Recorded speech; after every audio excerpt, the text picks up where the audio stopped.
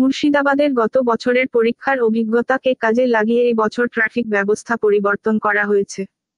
যানজট মুক্ত করে বহরমপুর শহরে পরীক্ষার্থীরা খুব সহজে ও নির্বিঘ্নে তাদের পরীক্ষা কেন্দ্রে এসে উপস্থিত হতে পারে তার ব্যবস্থা করা হয়েছে।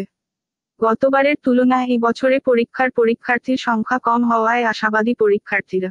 এবছর মুর্শিদাবাদে ৮৬টি পরীক্ষা কেন্দ্র, ৩৯,১৭৪ জন টেট পরীক্ষার্থী। পরীক্ষা শুরু হবে ১২টা থেকে, চলবে বেলা ২:৩০ পর্যন্ত। সকাল ৯:৩০ থেকে ১১টার মধ্যে টেট পরীক্ষার্থীদের পরীক্ষা কেন্দ্রে প্রবেশের নির্দেশ।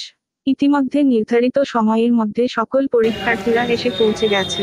প্রশাসনের তরফ থেকে প্রতিটি পরীক্ষা কেন্দ্রে কড়া পুলিশি ব্যবস্থা করা হয়েছে।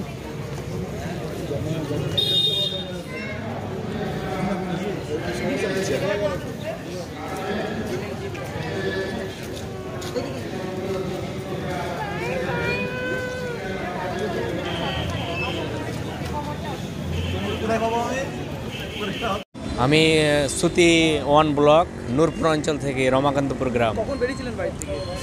প্রায় বেরিয়েছিলাম সকাল 7টার সময়।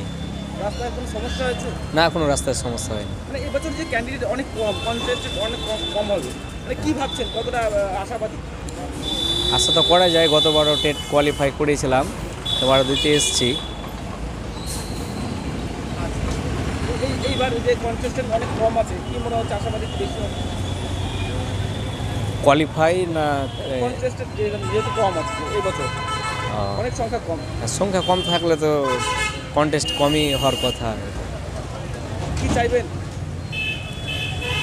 কী চাইবো, যাতে সরকার ভালোভাবে রিক্রুটমেন্ট করুক, প্রত্যেক বছর যাতে টেট হয়, তাহলে ছেলে মেয়েদের ভালো হবে, বেকারত্ব কমবে। কি নাম আপনার? মকজুব হোসেন।